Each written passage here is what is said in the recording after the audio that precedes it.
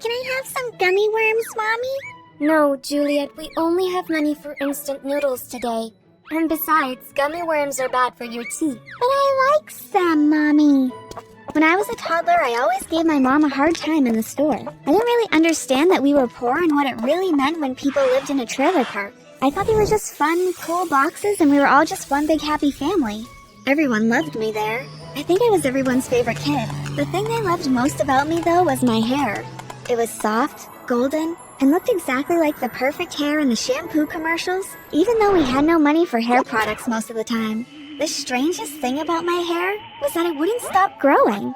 While most babies were born looking like bald-headed aliens, I was born with a perfect head of hair. By the time I was a week old, my hair was longer than I was. My mom would have to cut it off every morning after my bath, but by the next day, it would have already grown back.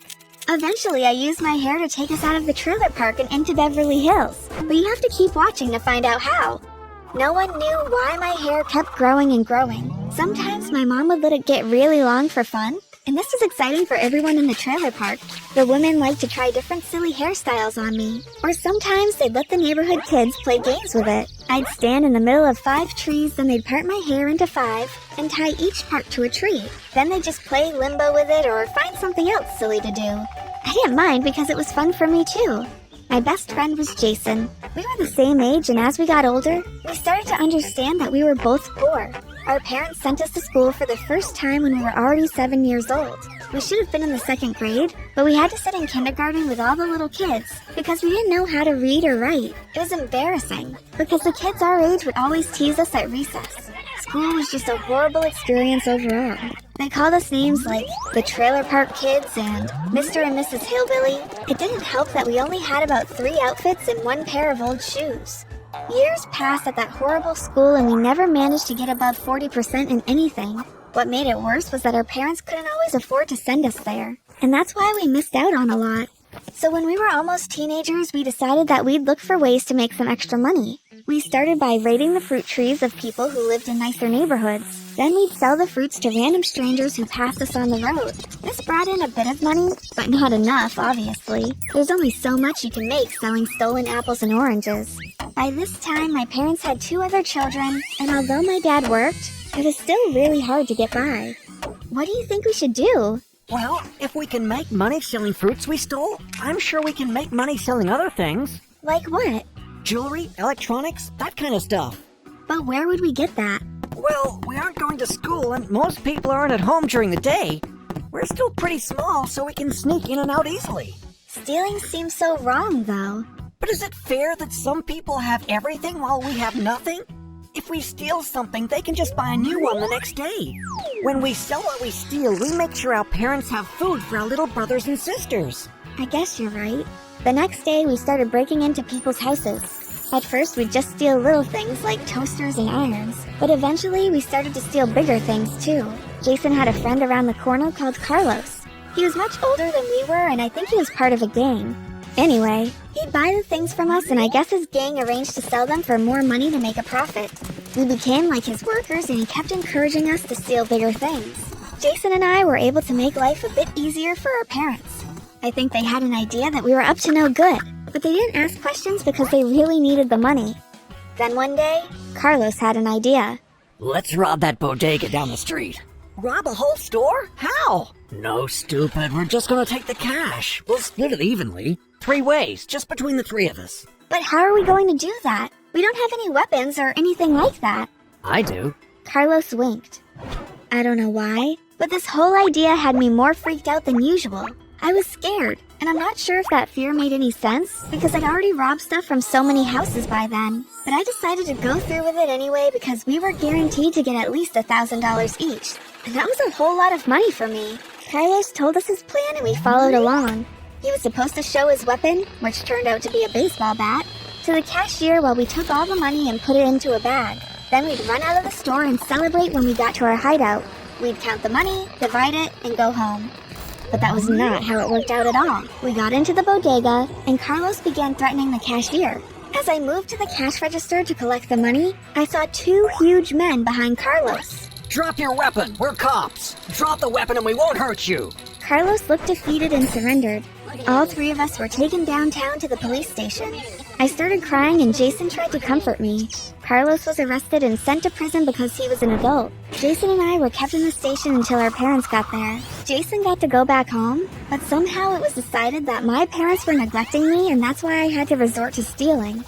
A social worker was brought in and she made the decision for me to be taken away from my family and placed in foster care. You can't be serious. Don't take our baby girl away from us. I don't want to go. I want to stay with my family. The decision is final. We already have a place for her. Don't worry, Juliet. Your life is going to improve. I cried, begged, and pleaded, but she would not change her mind. I was taken away and brought to my foster family's home that night. They were a weird bunch, and I refused to speak to them. Linda and Mario were the mom and dad, but they honestly looked like they could be brother and sister. They were short and fat with black hair, brown eyes, and freckles. They had two boys who looked just like them. I didn't fit in at all with my hazel eyes and gold hair. I'm Todd. I'm Ronald. Do you want anything to eat? We have lots of sausages. Your hair is so pretty. I guess you don't feel like talking. Well, we'll show you to your room. You'll have a room all to yourself. We've been waiting for the system to send us a girl for a while now, so it's all decorated with beautiful pink things. We hope you like it. I'm sure you didn't have all of this amazing stuff in the trailer park. I wanted to push Linda out of the window. Yes, the room was beautiful, but I didn't appreciate her talking about my real home like that.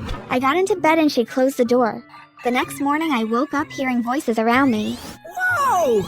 Amazing. I opened my eyes and screamed. Todd and Ronald were standing over me. What are you doing in here? Creeps! Mom and Dad told me to wake you up for breakfast, but then we saw your hair. It wasn't this long when you got here. Amazing. It's so beautiful. You're both creeps. Leave me alone. I was so upset about what happened the night before that I'd forgotten about my hair. I decided I couldn't keep it a secret from them anyway, so I just went to breakfast with my hair swinging next to my knees. Wow, Juliet, that's some amazing hair you have. Was it this long last night? No. Wow, it talks. It was a Saturday, so we just stayed home and these four weirdos kept trying to talk to me.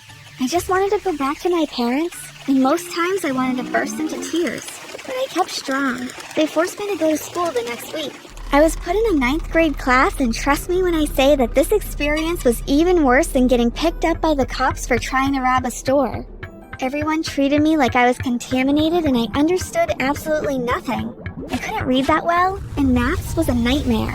So this nightmare went on for about a month, and living with Linda and Mario wasn't as horrible as school until I found out they'd been stealing my hair. Every morning I used to cut off a bit of my hair before school, and I'd throw it in a little trash can in my room. I used to think that Linda just threw everything away into the regular trash, but one night I heard them talking in the living room, and I was horrified. It was about midnight when everyone was supposed to be asleep. I left my room to get something from the kitchen when I heard them talking. So the lab test determined some of the strands of her hair actually contained diamond particles. I don't know how it's possible. It makes no sense, but they already identified a place that would buy it. They wanted me to bring her in so they could conduct some tests, but I said no. It'd be better to just cut her hair every time it grows and sell it. I don't think she wants to become a lab rat. Plus, she never has to know. Just take the stuff out of her trash can every day. We could be filthy rich. Not so loud. You're going to wake everyone up. Ugh, despicable, I thought. But hearing that conversation was about to save my life. The next day, I pretended I was going to school. I hid in the bushes until I was sure they'd left the house to go to work. Then I went to their bedroom to look around. I wanted the address of the company that would buy my hair. I went through all their drawers until I found an envelope with a big diamond drawn on the top. I shoved it into my pocket and ran out of the house. I ran and ran until I reached the trailer park. I went through the front door and screamed, "Mom! Dad! I'm home!"